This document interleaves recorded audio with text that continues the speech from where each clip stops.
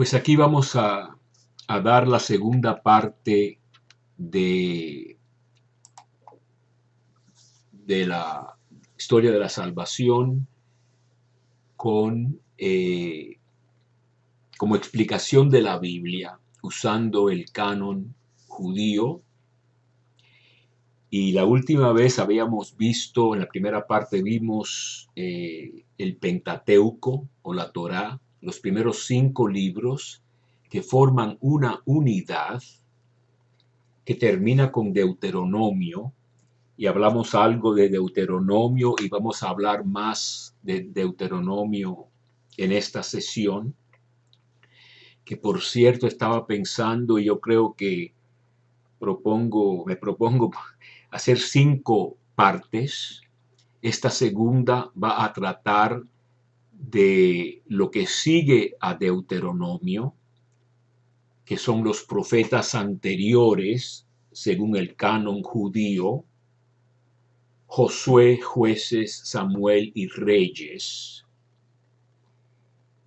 Y esto vamos a hablarlo con detalle, despacito. Y entonces la tercera sesión serían los profetas posteriores, que son los profetas que nosotros los cristianos pensamos cuando se oye la palabra profeta: Isaías, Jeremías, Ezequiel, Mateo, y los cristianos solemos incluir a Daniel como el cuarto. La traducción griega, algunos de los cánones más importantes concluyen con Daniel. Tienen a Isaías, Jeremías, Ezequiel y Daniel como el final del Antiguo Testamento. Muy interesante, porque Daniel es importantísimo para el Hijo del Hombre, la resurrección, el reino de Dios y una serie de cosas muy importantes. Pero la tercera sesión, si Dios quiere, hablaremos de los profetas posteriores, que en el canon judío son Isaías, Jeremías, Ezequiel, y después los 12, y hagámonos la idea de que son 4 libros, como 4 libros son los libros de los profetas anteriores: Josué, Jueces, Samuel, Reyes. Así que tenemos Torá, 5 libros, y después los profetas divididos en los anteriores 4 libros, los posteriores 5 libros, porque los 12, que los cristianos solemos llamar profetas menores, todos cabían en un rollo de, vamos a decir, 25 pies o menos de, no sé cuántos metros, no sé cuánto es eso. La verdad que estoy un poco viejo y no puedo pensar tan rápido a veces. Y después de los profetas posteriores vienen los escritos, que comienzan con los salmos. Y ya habíamos dicho la última vez que los salmos están divididos en 5 libros como la Torá, así que hacen como compaginan. Y acabamos de leerlo en la misa, en el episodio de Emaús, o después del episodio de Emaús en Lucas 24. Jesús dice, después les dijo: estas son aquellas palabras mías que os hablé cuando todavía estaba con vosotros. Es necesario que se cumpla todo lo que está escrito en la ley de Moisés, el Pentateuco, en los profetas. Y él está hablando de los profetas según el judaísmo, no todos estos profetas. Igual que Hechos habla de todos los profetas y habla de Samuel como profeta. En la transfiguración es Moisés y Elías representa a los profetas, y Elías se encuentra en el primer y segundo libro de Reyes. Así que la Biblia judía, el canon judío, es el canon de Jesús y de los primeros cristianos. Y entonces, y dice, todo lo escrito en la ley de Moisés, en los profetas y en los salmos. Así que, como yo dije la última vez, la tercera categoría, los escritos, que comienza con salmos y termina con crónicas, Sabemos el primer libro es Salmos y el último es Crónicas. Y repito, y repitiendo se aprende también mejor. Jesús habla del primer asesinato de la Biblia en Génesis de Abel por Caín y habla del último asesinato en la Biblia del sacerdote Zacarías, que lo mataron delante del altar, en segundo de Crónicas. Y eso lo podemos ver, podemos verlo en Mateo 23, a ver si encuentro fácilmente la versión de Lucas, que siempre se me dificulta un poco más, en vez de detenerme tanto, voy a Mateo 23 nada más para leerlo brevemente. Toda la sangre, para que caiga sobre vosotros toda la sangre inocente o sangre justa, dice en griego, derramada sobre la tierra. Es que para Jesús la Biblia habla de lo que ocurre en toda la tierra, ¿no? Hay un dicho rabínico que lo que no se encuentra en la Torá no existe en el mundo, ¿no? Desde la sangre del justo Abel hasta la sangre de Zacarías, a quien matasteis entre el santuario y el altar. Entonces, el canon de Jesús terminaba con Crónicas y comenzaba con Génesis, obviamente, ¿no? Pero lo que estaba en el medio de esta tercera categoría no estaba tan claro. Mateo parece citar al libro de la sabiduría en la crucifixión de Jesús. No vamos a entrar en eso ahora, pero yo diría que la tercera sesión tendrá que ver con los escritos,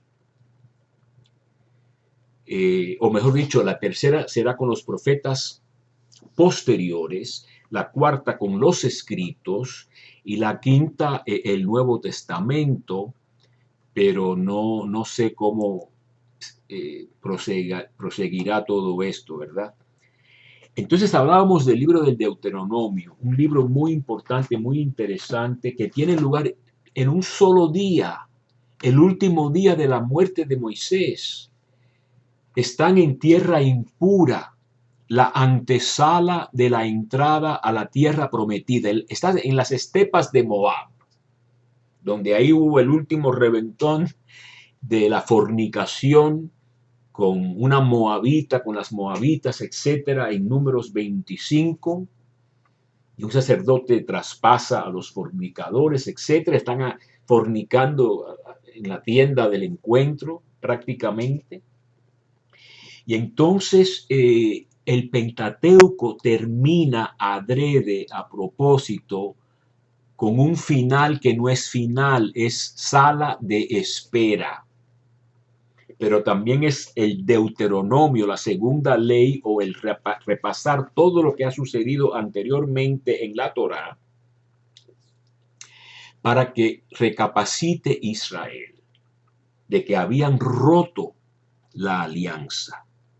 Lo estaba leyendo yo hoy con el becerro de oro, Éxodo 32, rompieron la alianza y Moisés simboliza eso rompiendo las tablas de la ley, los 10 mandamientos.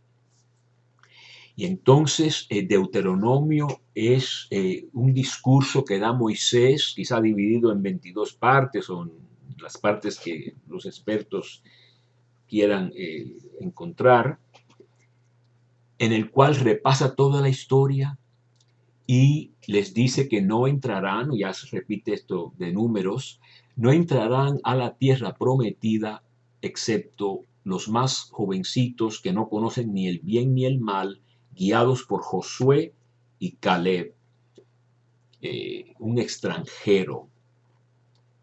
Y entonces Deuteronomio es el final, no final, del Pentateuco, el quinto libro, que recapacita todo lo que ocurrió anteriormente y es el prólogo de lo que sigue.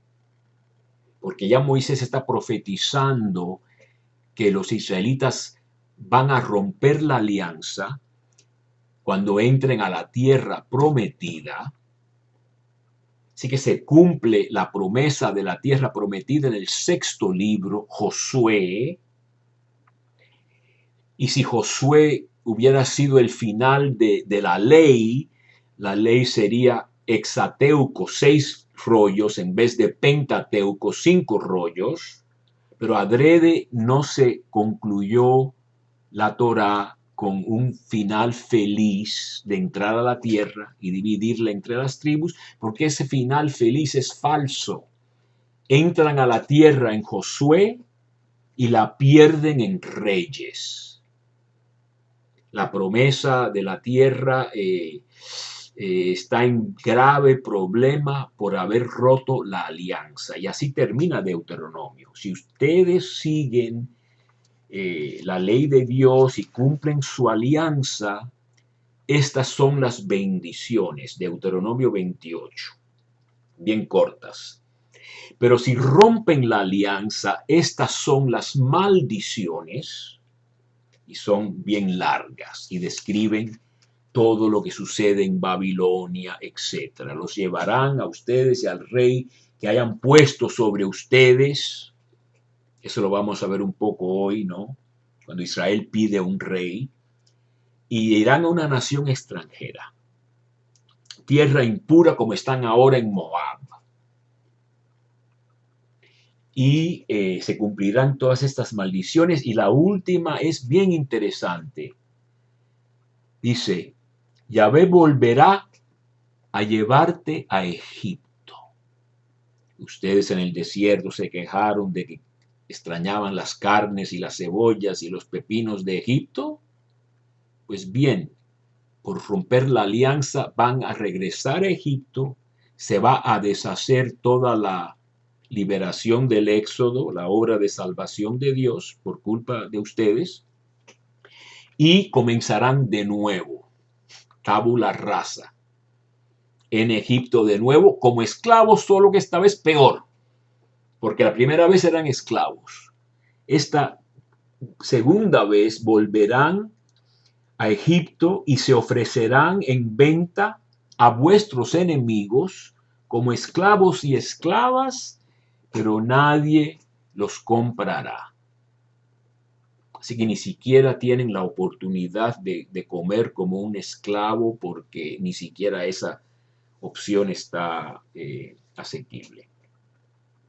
¿Y qué es lo que sigue directamente después de esta última maldición en Deuteronomio 28?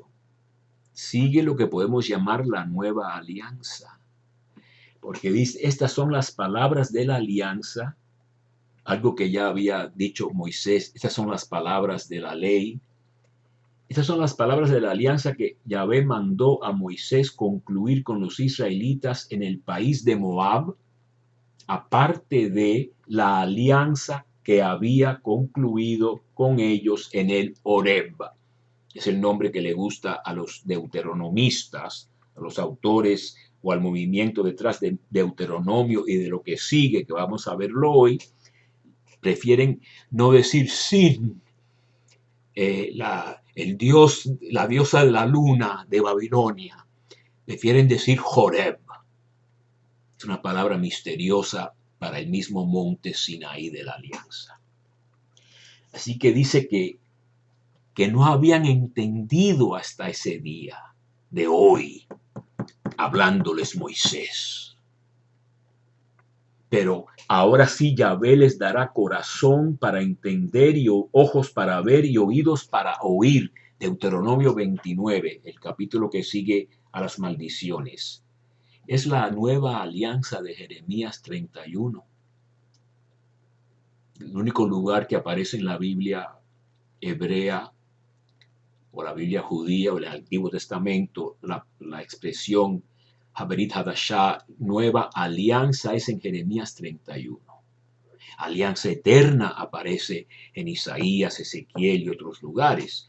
Pero aquí tenemos ya en Moab, en la antesala, se habla de una nueva alianza que conllevará, en el capítulo 30 lo dice, circuncisión del corazón, un cambio de corazón que capacitará a Israel a obedecer a Dios según Él lo había pedido y mandado. Amarás al Señor tu Dios con todo tu corazón, con toda tu alma y con todas tus fuerzas. Eso viene de Deuteronomio 6. Habíamos dicho que amar al prójimo y al extranjero, o por lo menos al indocumentado, porque el ger no es exactamente el extranjero, sino un huésped que trabaja en la tierra, pero no es israelita, ¿no? Después será prosélito. Esa palabra llegará a ser un prosélito, un convertido al judaísmo. Así que esto de la circuncisión de corazón, dice, en esa tierra que te llevará Yahvé, que es Babilonia, el exilio, eso lo vamos a ver, en esa tierra vas a recapacitar y te convertirás a Yahvé, tu Dios, con todo tu corazón por primera vez, por primera vez. Mi profesor Norbert Lofink, en el Biblicum de Roma, hablaba de 700 años de pecado. Desde que te conocías, pecado, dice Deuteronomio, ¿no? Y podríamos decir que las fechas serían un éxodo en el año 1250 antes de Cristo y el movimiento deuteronomístico predicando y exhortando a los exiliados en Babilonia 550 años antes de Cristo. Y si restamos 550 de 1250 son 700 años, un número hiperperfecto en el judaísmo. 7 es un número de plenitud, perfección. 700 es otro número de perfección. Entonces, Deuteronomio es como lo que llaman, creo que llaman cisne, es como en las puertas, ¿no? O como Janus, ¿no? Mira para atrás y mira para adelante. Es conclusión de los otros 4 libros del Pentateuco y es el prólogo de los profetas en general, pero específicamente de los profetas anteriores. ¿Y por qué es importante esta unidad? Como pueden ver aquí por si acaso no se ve tan bien, Pentateuco con profetas anteriores, es porque los estudiosos le llaman historia primaria, de la creación hasta el exilio en Babilonia. Que por cierto, si vemos la genealogía de Mateo en el primer capítulo, él divide la historia de Israel en 3 partes, ¿no? Primero de Abraham, que es Génesis, es antiguo, no es la creación, pero es cerca de la creación, hasta David, y después hasta la deportación a Babilonia, dice mi Biblia de Jerusalén. Así que la estancia en Babilonia, la estadía en Babilonia es importantísima. Ahí se convierte el pueblo de Dios, Israel, en judíos, porque son de la tribu de Judá, es decir, geográficamente o étnicamente judíos, pero ahora ser judío no es nada más pertenecer a esa tribu, sino haber experimentado la conversión en el exilio de Babilonia. Están en medio de una civilización antiquísima, Mesopotamia, donde se puede decir que se comienza a escribir y ellos tenían una tradición literaria muy grande, mayor que la de los judíos que hasta ese entonces no habían escrito tanto. Y son los magos de Babilonia que saben de las estrellas y la ciencia. Y los judíos fácilmente pudieran haberse rendido y decir, como dicen en inglés, si no podemos ganarles, nos unimos. You can't beat them, join them. Pues no, bajo gente como Ezequiel y los deuteronomistas, que vamos a hablar de ellos ahora, estos grandes judíos que repensaron todo lo que había pasado y lo explican no como derrota del Dios de Israel ante los dioses ídolos de los babilonios, sino como el castigo operado por el Señor de los cielos, el Dios verdadero que usa a las naciones para castigar a Israel. que se convierta y triunfe. Entonces, como decíamos, Josué, el sucesor de Moisés, lleva al pueblo a la tierra prometida y dividen las tierras entre las 12 tribus, algunas al otro lado del río, al este, el Jordán, y otros, la mayoría, al oeste. No voy a entrar en muchos detalles sobre estas cosas, pero el hecho es que en Josué se dice que todo se cumplió muy bien y todo eso, y parece que sería un final feliz si no fuera falso, porque lo que sigue desmiente ese final feliz. Después sigue el libro de los jueces, y los jueces son, Shopetim en hebreo, son, pues sí, hacen el papel de juez, pero más bien son líderes carismáticos, militares, incluyendo una famosísima mujer. Imagínense ustedes quién sería la Débora esa, ¿no? La Débora, creo que se pronuncia en hebreo. Algunos generales no luchaban si no fuera con ella. Así que los profetas surgen, no tienen rey todavía, cada uno hacía lo que le daba la gana, más o menos se dice en algunos pasajes. Surgen para ante los peligros, por ejemplo, los filisteos, Goliat, etcétera, ¿no? Pero después regresan a su sistema tribal, sin rey, el jefe de la tribu, el jeque, lo que se quieran llamar, pero no tienen rey. Y es una época que algunos recordarán como una época mejor, antes de la corrupción de tener reyes con sus cortes, etcétera. Eso lo vamos a ver un poquito hoy, ¿no?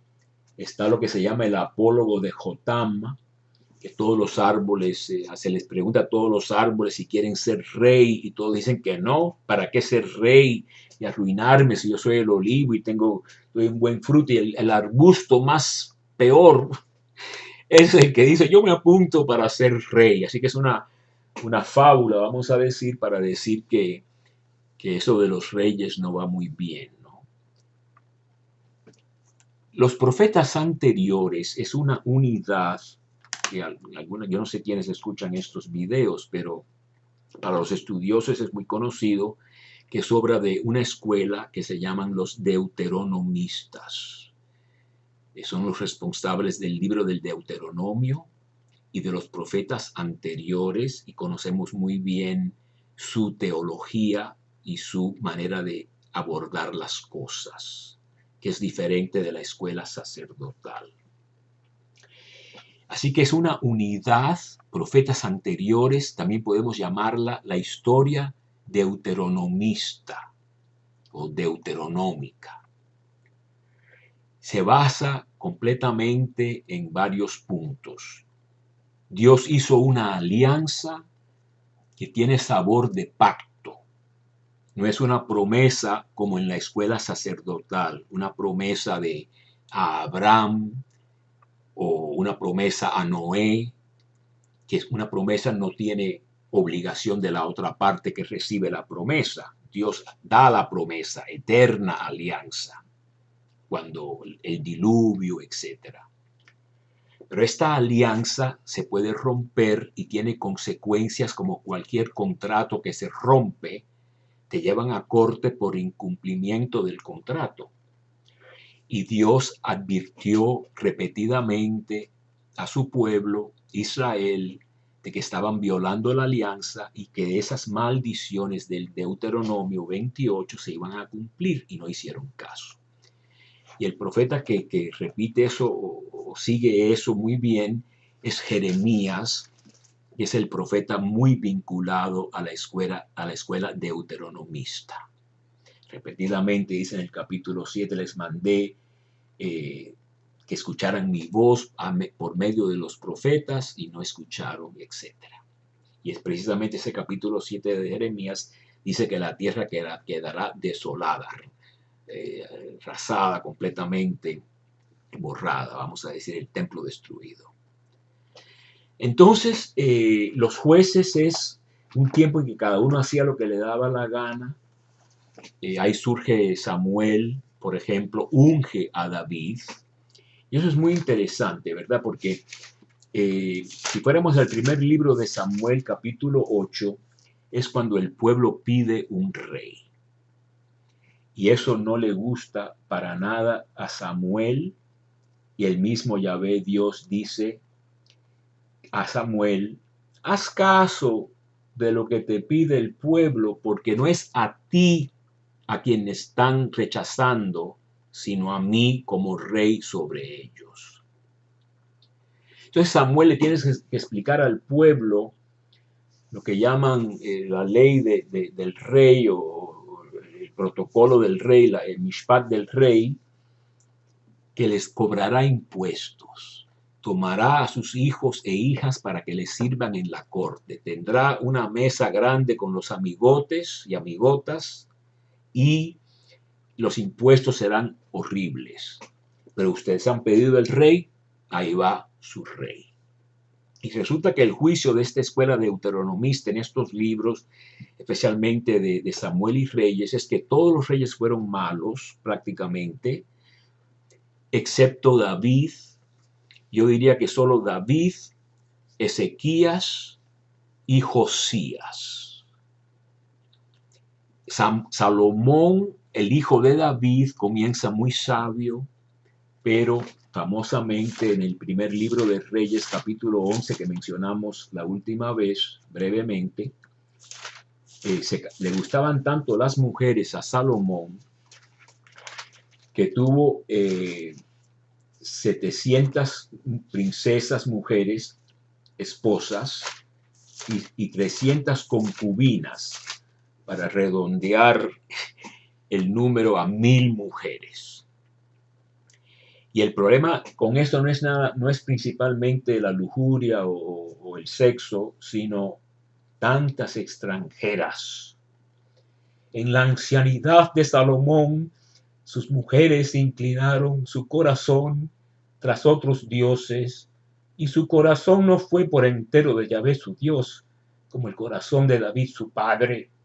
Salomón se fue tras de Astarte, diosa de los sidonios, y tras Milcón, monstruo abominable de los amonitas. Y entonces se enojó Yahvé contra Salomón y le dice, este reino espléndido que tienes se va a dividir en dos. Y en verdad políticamente los representantes del norte, en el siguiente capítulo, Primera de Reyes 12, votan con sus pies, como se dice, y se separan del reino de Salomón. Y entonces ha dividido el reino entre el norte como 12 tribus y el sur 2 tribus, Judá, donde está Jerusalén, la capital, y la tribu de Benjamín, de donde vino Saúl y el otro Saúl, Pablo, del Nuevo Testamento. Así que ya el pecado de Salomón trae la división. Y uno de los sueños escatológicos, esperanzas escatológicas de Israel es la reunificación de las 12 tribus. Y Jesús reúne a 12 apóstoles representando esa reunificación y va a los samaritanos, la capital del reino del norte de Israel era Samaria o Samaria, y Jesús tiene trato con samaritanos y samaritanas, etc. Y en Juan se le llama el rey de Israel, no el rey de los judíos en el capítulo 1, con el episodio con Natanael. Entonces piden el rey, ya las cosas no van muy bien. En Deuteronomio, precisamente en el capítulo 17, es como si estuvieran hablando de Salomón, ¿verdad? Dice que si cuando llegues a la tierra que Yahvé tu Dios te da, la tomes en posesión y habites en ella, dices, querría poner un rey sobre mí como todas las naciones de alrededor. Error para Israel querer ser como los goyim, las naciones paganas que no conocen a Dios. Mala idea. Dice, se te concede que tengas un rey. Los deuteronomistas aceptarán las promesas a David. Segundo Samuel 7, le dan una alianza eterna casi a David, vamos a decir. Después hay unos cuantos titubeos sobre eso. se puede romper. Pero de todos modos, los deuteronomistas aceptan que haya un rey al final de cuentas, con unos pocos reparos, ¿no? Unos cuantos reparos. Dice, deberás poner sobre ti un rey elegido por Yahvé, y a uno de entre tus hermanos pondrás sobre ti como rey. No podrás darte por rey a un extranjero que no sea hermano tuyo. Pero no ha de tener muchos caballos, como Salomón, los famosos establos de Salomón, ni hará volver al pueblo a Egipto para aumentar su caballería. Los caballos de Egipto eran famosos, porque Yahvé os ha dicho, no volveréis a ir jamás por ese camino. Se dice aquí lo que se dice en el capítulo 28, que nunca deberían de volver a Egipto, pero volverán por castigo y peor que antes. Ni ha de tener muchas mujeres, cosa que podría descarriar su corazón. Corazón es una palabra de Deuteronomio muy, muy importante. Tampoco deberá tener demasiada plata y oro. Y de aquí viene la palabra de Deuteronomio. Si cuando suba al trono real, deberá escribir esta ley para su uso, copiándola del libro de los sacerdotes levitas. Esa es la versión hebrea, copia. Pero en griego se dice, cuando se siente en su trono, escribirá este Deuteronomio, esta segunda ley, esta puesta al día de la Torá, esta dobleza en el sentido de duplicación. Se repite, Mishneh Torah, decía Maimónides, se repite la Torá para una situación nueva y definitiva, que es la salida del exilio de Babilonia ya como judíos, es decir, convertidos a Yahvé de todo corazón, con el corazón circunciso. Por eso yo he hablado de los judíos en 2 videos. Una vez convertidos así los judíos, Dios les impuso un bagaje, vamos a decir, una carga muy fuerte que les impidió reconocer a Jesús. Pero solo los judíos tienen esa, vamos a llamarle, excusa por no aceptar a Jesús, porque ya les habían inculcado bien fuerte, no acepten a ningún profeta falso. Para nosotros que venimos de los iboneyes y aztecas y los celtas y los paganos completos que no conocían al Dios, no conocíamos a Dios, aceptar a Jesús es mucho más fácil. Pero para un judío, como en Juan capítulo 9, que dice, nosotros sabemos que Dios le habló a Moisés hace más de 1000 años, pero a ti no sabemos.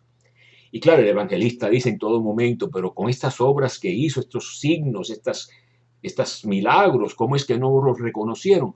Bueno, pónganse en el lugar de los judíos.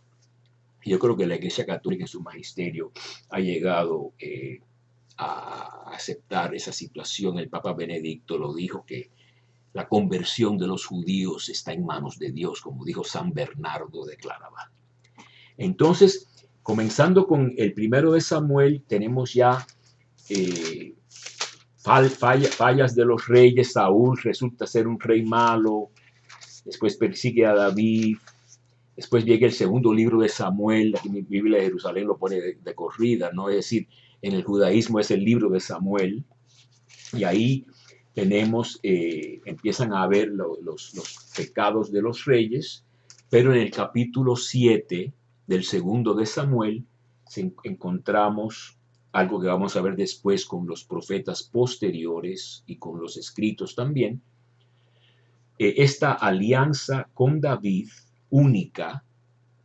David quería construirle una casa a Dios. Dios le dice, no, yo soy el que te voy a construir o a dar una dinastía, una casa, que así se decía, como de la casa de Borbón, o lo que fuera, la casa de Chanel, o de estos modistas, etc. Yo seré para él padre y él será para mí hijo. Lo castigaré si se aparta de mí, pero no apartaré de él mi amor como lo aparté de Saúl. Tu casa y tu reino permanecerán para siempre ante mí, tu trono estará firme eternamente. Muy parecido a lo que el ángel Gabriel le dice a la Virgen María. Reinará sobre la casa de David. Vamos a ver cómo dice Lucas aquí.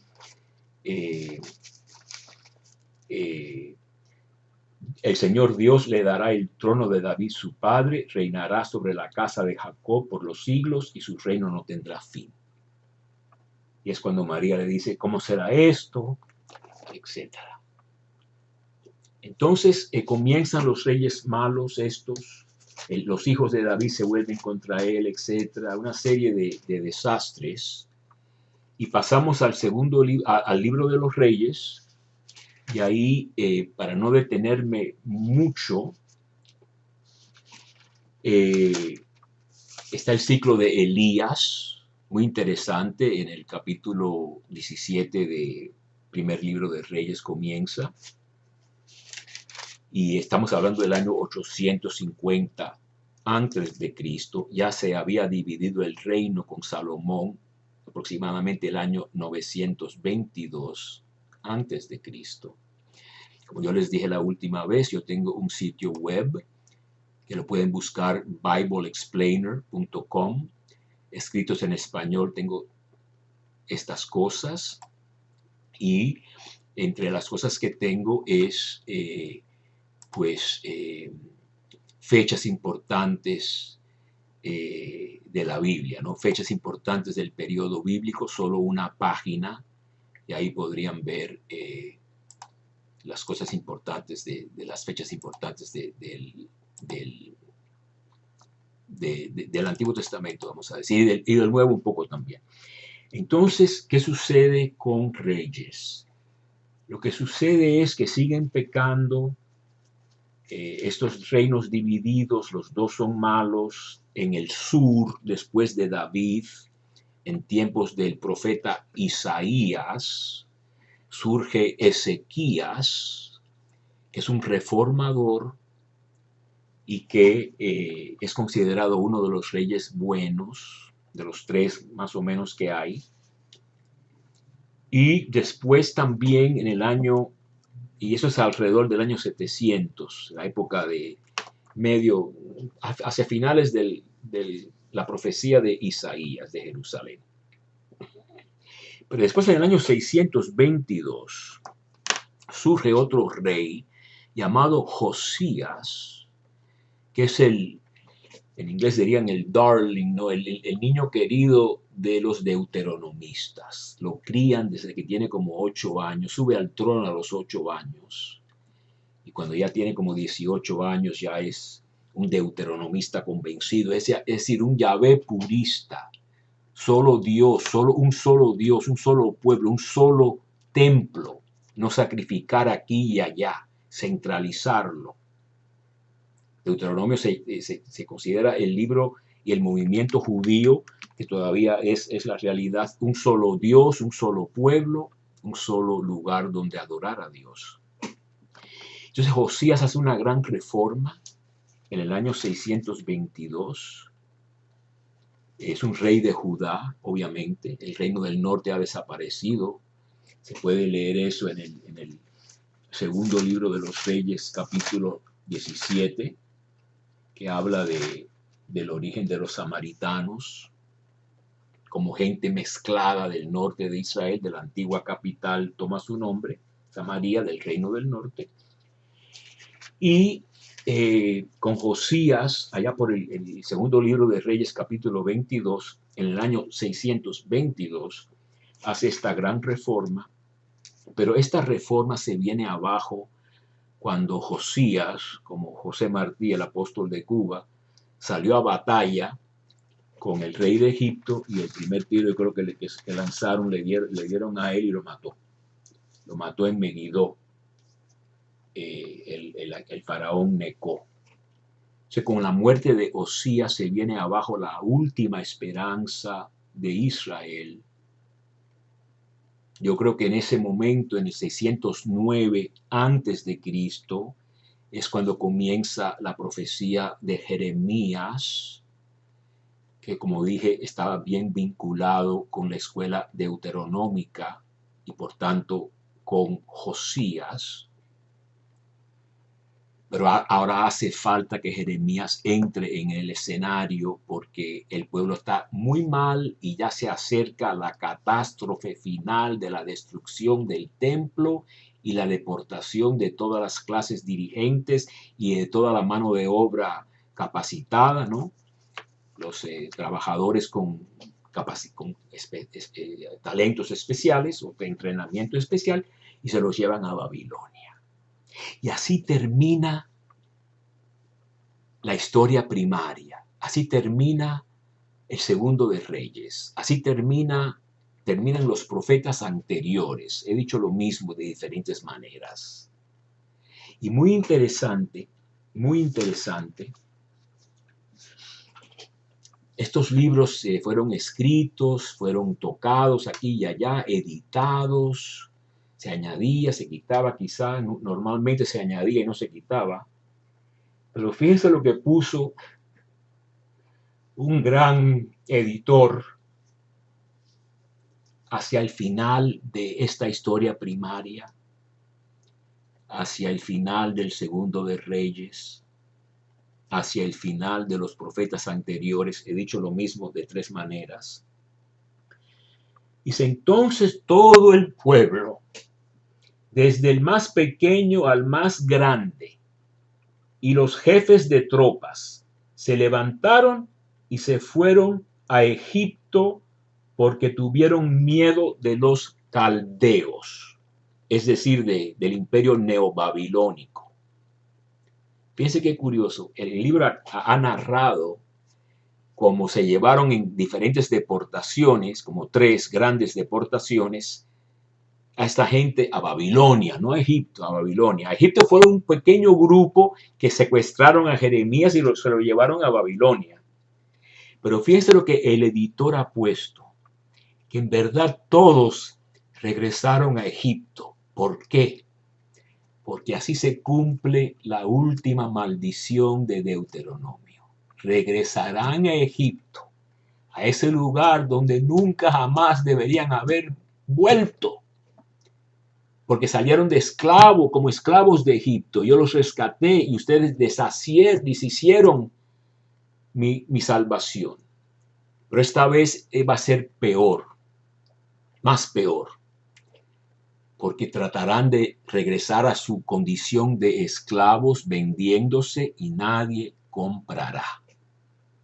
Así que el fin final fue peor que el anterior, como dice Jesús de los demonios en Mateo, me parece. Entonces, fíjense qué interesante, ¿no? Pero termina el libro hablando de que se llevan a Babilonia al rey, que por cierto le sacan los ojos, ¿no? Matan a sus hijos mientras tiene sus ojos delante de él, lo matan a los hijos y después le sacan los ojos. Esta gente no jugaba, ¿no? La gente del Antiguo Oriente. Entonces, ¿por qué es importante la historia primaria? Porque es como lo que le gusta el fútbol americano, que a mí no me gusta, pero se oyen cosas de él, claro. El halftime, el tiempo medio, también el fútbol debe haber también lo mismo. En un tiempo intermedio, el coach, el entrenador, quien sea, les anima, si están perdiendo, les anima a que vayan de nuevo a la arena y ganen, ¿no? Pues aquí termina toda la historia primaria de Israel en un gran fracaso. Deshecho el éxodo, Isaías hablará de un nuevo éxodo, un segundo éxito, un segundo chance, vamos a decir. Y por eso los judíos en general, al menos en cuanto a su pureza de religión, no se han echado para atrás en eso en general. Terminan en el exilio, están perdiendo gravemente el juego, vamos a decir, y estos grandes entrenadores como Ezequiel, sacerdote profeta, o la escuela deuteronómica, que tiene los escritos de Jeremías y de otros profetas, Amós, Oseas, que no les hicieron caso cuando profetizaron. Los discípulos de estos profetas llevaron los escritos o los compilaron o los recordaban Y ahí comienzan a convertirse los judíos en Babilonia, al judaísmo, religión estrictamente monoteísta, un solo Dios, un solo pueblo de Dios, una sola tierra del pueblo de Dios y un solo templo donde se puede sacrificar a Yahvé Dios. Y entonces el libro, la historia primaria termina así, con un fracaso, y les tocará a los profetas posteriores, que vamos a hablar de ellos la próxima vez si Dios nos permite, cambiar el tono. Isaías tiene el famoso libro de la consolación de Israel. Ya ha pagado por sus pecados, ahora vienen buenas noticias, literalmente la buena noticia, el evangelio en griego.